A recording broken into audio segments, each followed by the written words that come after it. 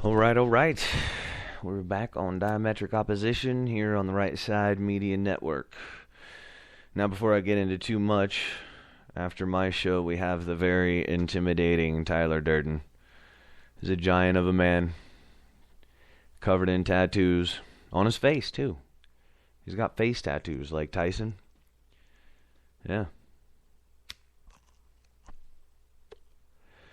Big burly dude, ZZ Top. Kind of beard happening, bunch of Harleys.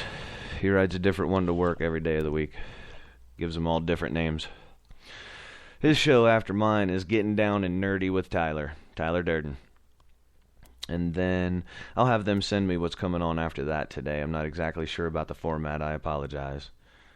The music that you heard when I was heading out is also the gentleman that will be starting the show here on Right Side Media Network, and that'll go from 12 to 3. I don't believe he's given it a name yet, but that's him and his crew, the S&S crew. They do a lot of cool music. Okay, and then after Getting Down and Nerdy with Tyler Durden, you'll have Keith's show because he is back. That's right, folks. You got your Keith. He's a Keefer. Got to keep him. We got him back, so I think everybody's pretty excited about that. So we'll go from me to Tyler and Getting Down and Nerdy with Tyler Durden, and then we'll have Keith. So it's kind of nice. And then when we have the full lineup, it'll be Tiny, and then my show, Diametric Opposition, and then Tyler. And sometimes they also cover, Right Side Media also covers the semi-pro team up there in Lorraine. So we also have those shows. A lot going on here. All right. So I gave you guys some of the suggestions as to what it was I wanted to talk to. Oh, and the music that I came back with. If you guys haven't heard of the Silver Sun Pickups, you gotta check them out. Silver Sun Pickups. They are.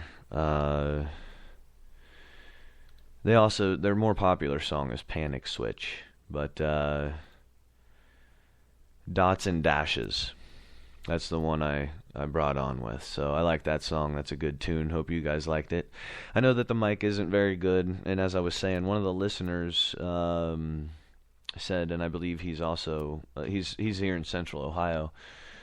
He said he's got a mic that he could donate, and I think it's a really nice mic. So I really appreciate that, Mr. Joe.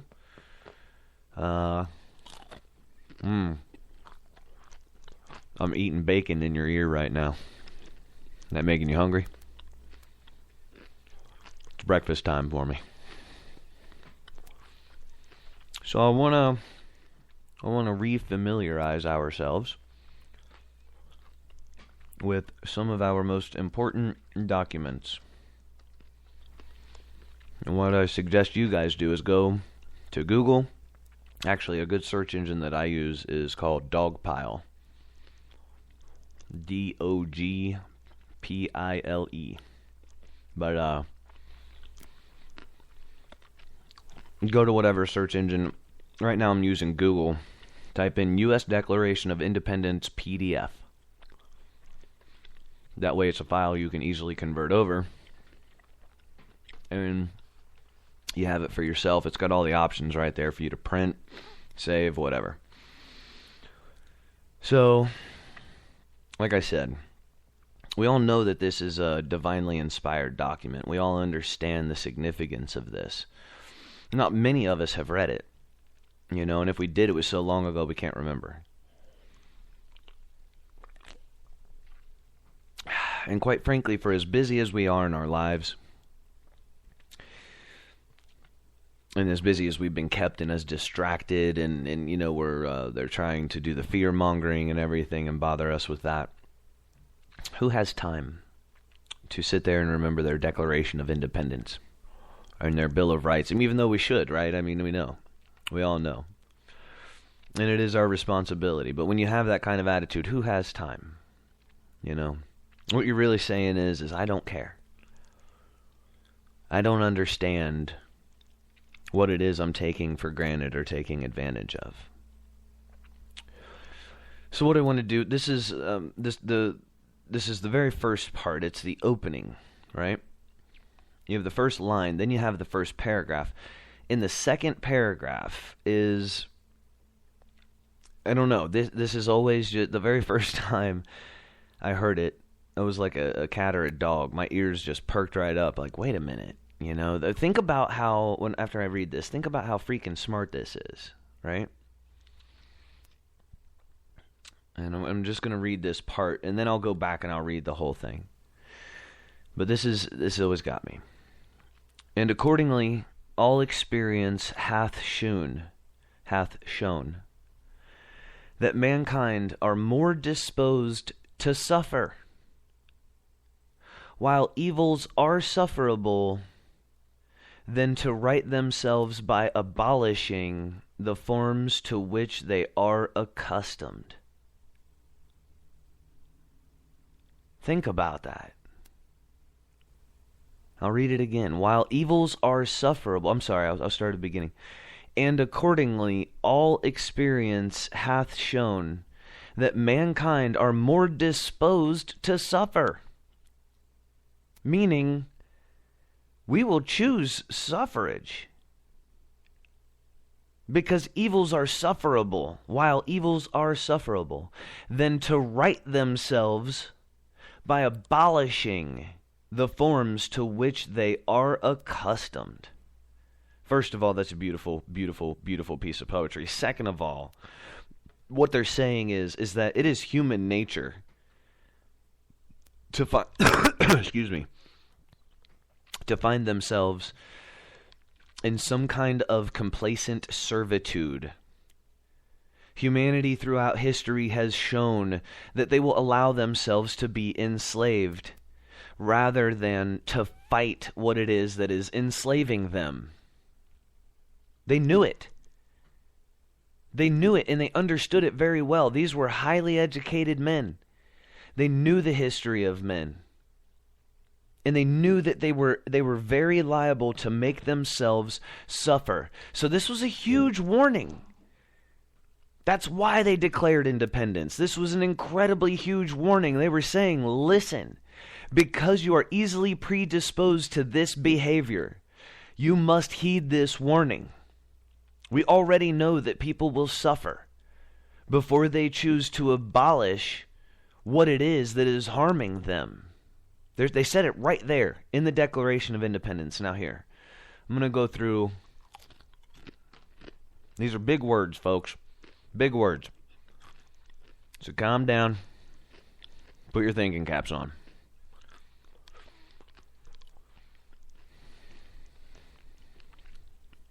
How many of you know that Declaration of Independence was actually not signed on July 4th? I know. Bugs me too. The unanimous declaration of the 13 United States of America. When in the course of human events it becomes necessary for one people to dissolve the political bands which have connected them with one another. Okay, are you thinking about that? You letting that wrap around your brain? When in the course of human, this is how they started it. Does this sound like it applies today? Maybe. When in the course of human events it becomes necessary for one people to dissolve the political bands which have connected them with one another, and to assume among the powers of the earth the separate and equal station to which the laws of nature, and this is in caps, laws of nature and of nature's God entitle them. A decent respect to the opinions of mankind requires that they should declare the causes which impel them to the separation. So that's why we're declaring our independence at this time. Okay? We hold these truths to be self-evident, that all men are created equal, that they are endowed by their Creator with certain unalienable rights, that amongst these are life, liberty, and the pursuit of happiness. That to secure these rights, now this is freaking important, they're giving us instructions. To secure these rights, governments are instituted among men, deriving their just powers from the consent of the governed. All right, you're starting to hear language here that isn't familiar to us in America in 2014. That whenever any form of government becomes destructive of these ends, it is the right, in caps, right of the people, in caps, to alter or abolish it. Now I'm going to go back, because maybe that's just a little bit important, okay? That whenever any form of government becomes destructive of these ends, it is the right of the people to alter or abolish it, and to institute new government, laying its foundations on such principles and organizing its powers in such form, as to them shall seem most likely to affect their safety and happiness. These people were concerned with people being happy. When was the last time we heard any politician talking about happiness? I mean, these people declared independence from the largest military force in the world because they wanted to be happy.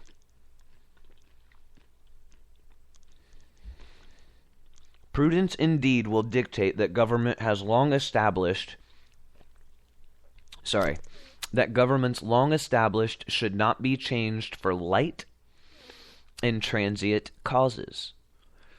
And accordingly, all experience hath shown that mankind are more disposed to suffer, while evils are sufferable, than to right themselves by abolishing the forms to which they are accustomed. See where the context is now?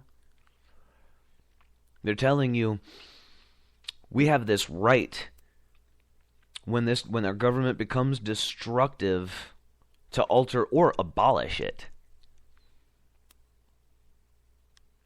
And they tell you why. They say because mankind is more disposed to suffer. Quote, end quote. So let's continue. But when a long train of abuses and usurpations, pursuing invariably the same object,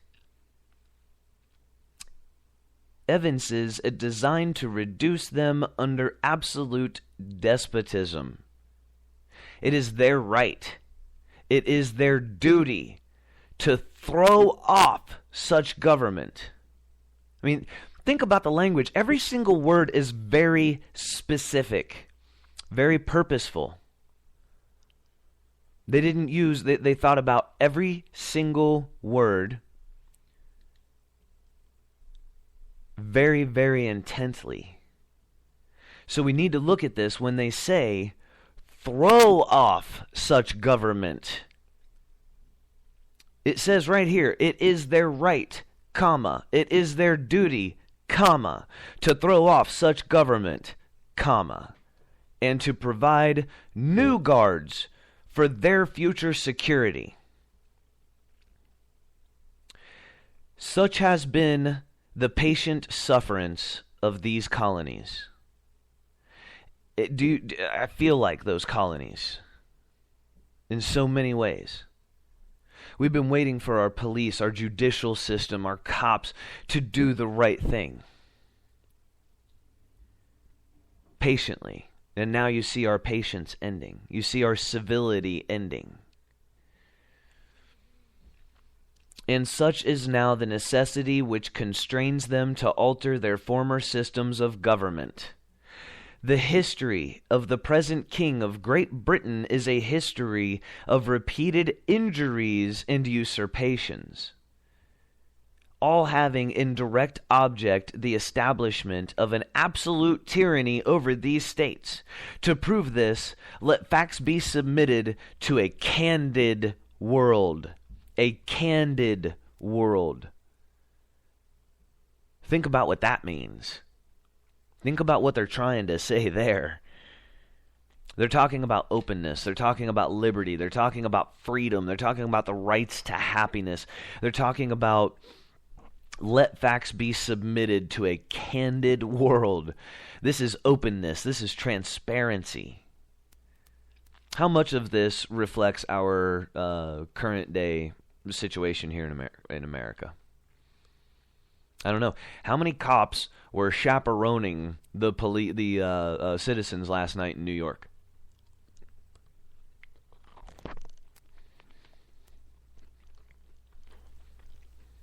It looked pretty free to me. Did that look free to you? They were free to be escorted and harassed everywhere they went.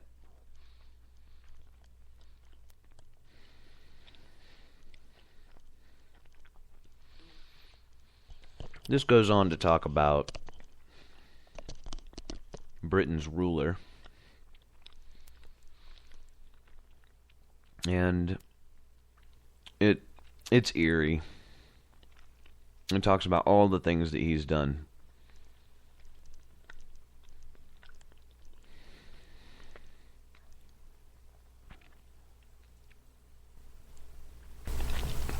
I'm just going to grab a couple here.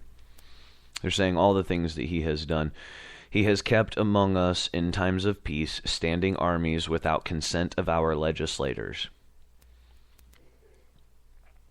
I don't know that it went to court to bring National Guard and everybody there. And I know what a standing army is. I get it.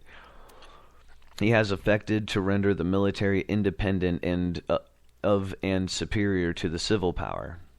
We've always, and that was why we have tried to maintain control, civilian control of the U.S. military in this country.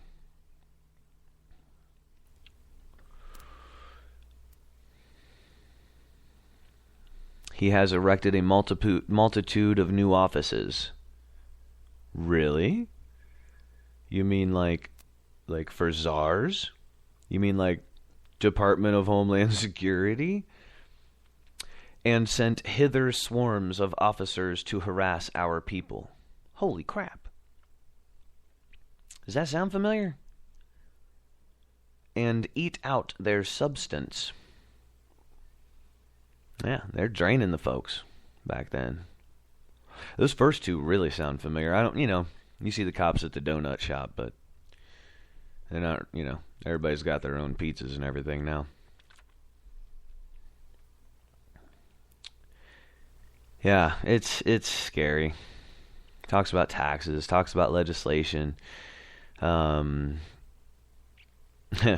has excited domestic insurrections amongst us.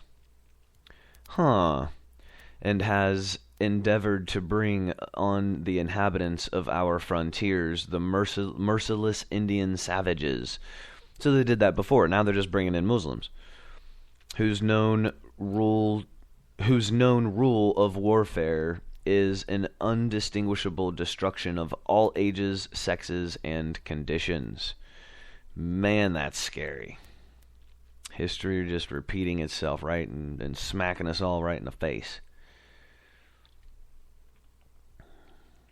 Yeah, so, and we could declare our independence and list our grievances. I don't think we would do it with a quarter of the eloquence that our forefathers. We would probably have to steal a lot of what they did. But, what do you guys think about that? What do you guys think about that? It messes me up. So that's our United States Declaration of Independence. Let's go to our Bill of Rights. I want to focus a little bit on the 9th and 10th Amendments. But I'm gonna go through all of them. I'm not one of those guys who's real interested in asking people, hey, do you know what the 7th Amendment is? Because most people don't, and I'm not going to hold it against them. We're all busy. We're all trying to work and raise horrible children and the whole thing. So back off, Jack. I get it. Should we know them? Absolutely. Absolutely. Should we be ashamed if we don't? Well, yeah, for sure. I'm just not going to give us a hard time about it. I don't know them all. I can't sit here and like, what I want to be able to do is cite them, you know. That's the point I'm trying to get to. Where I don't even have to have the paper anymore. I can just da-da-da-da-da-da-da-da. So,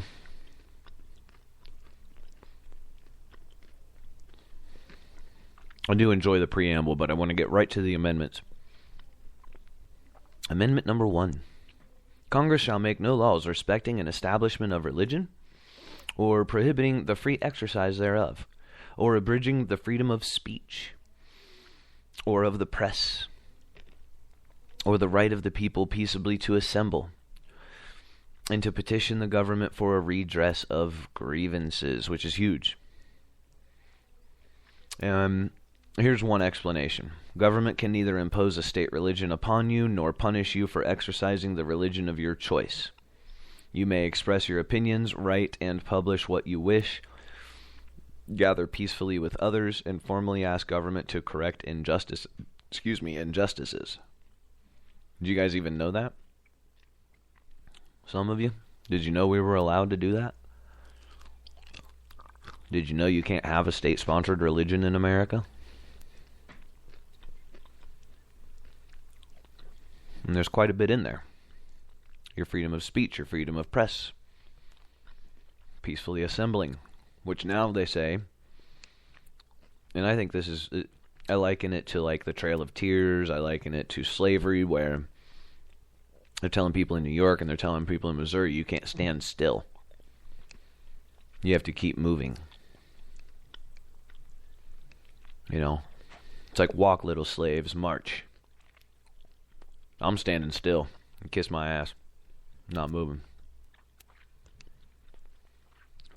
Amendment number 2. A well-regulated militia being necessary to the security of a free state.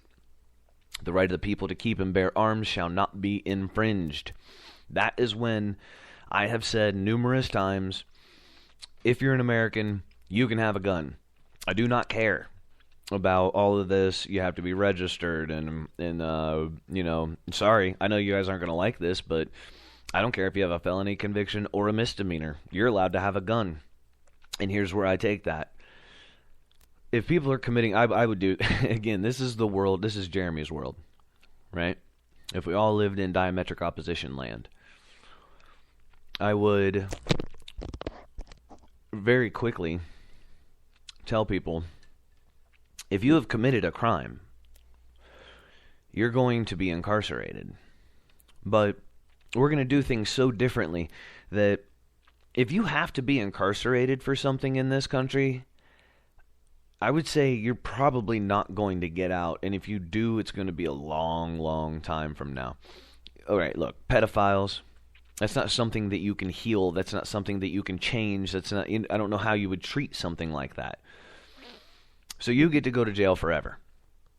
You harm a kid, something like that, or if you if it's like crazy violent, like you're just going around like thumping old people in the head or something, you know, you go to jail forever. I don't know how we cure something like that. I don't know how to make you nice if you thought that was a good idea at any point in time.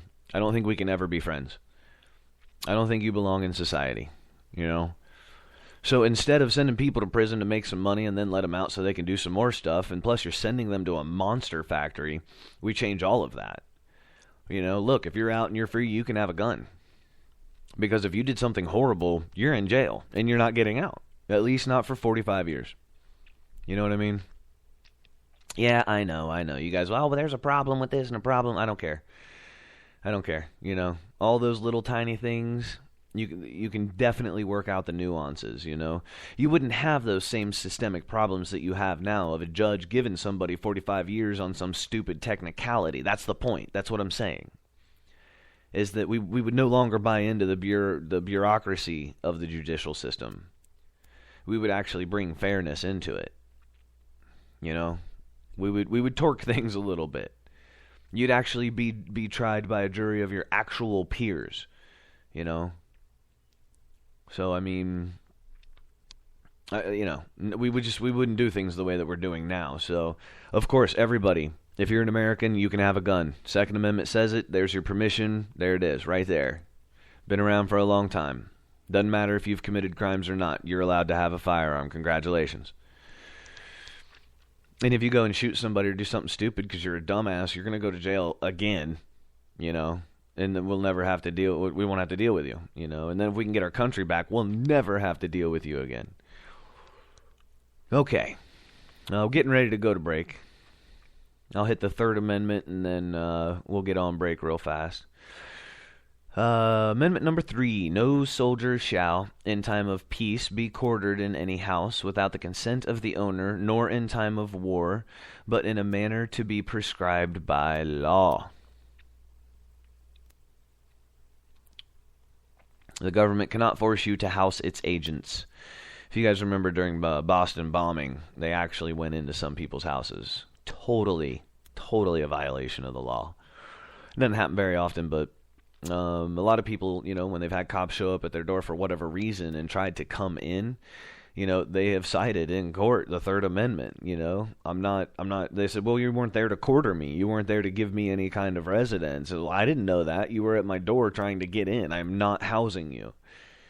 So we have these things to protect us, and there's a reason that we have ancestors and family that died because of these words. It's because they're good words.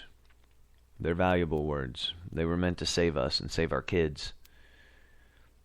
I hope we do start to pay more attention to them. It blew me away in the Declaration of Independence where it talks about people are just predisposed to suffer. They were like, listen, man, we put this country together. It could be easily taken over. Let's make it evident to everyone what this country is and how and why it's being founded. And that's what they did. And let's get back to paying some attention to it. Appreciate you guys listening to the Right Side Media Network today.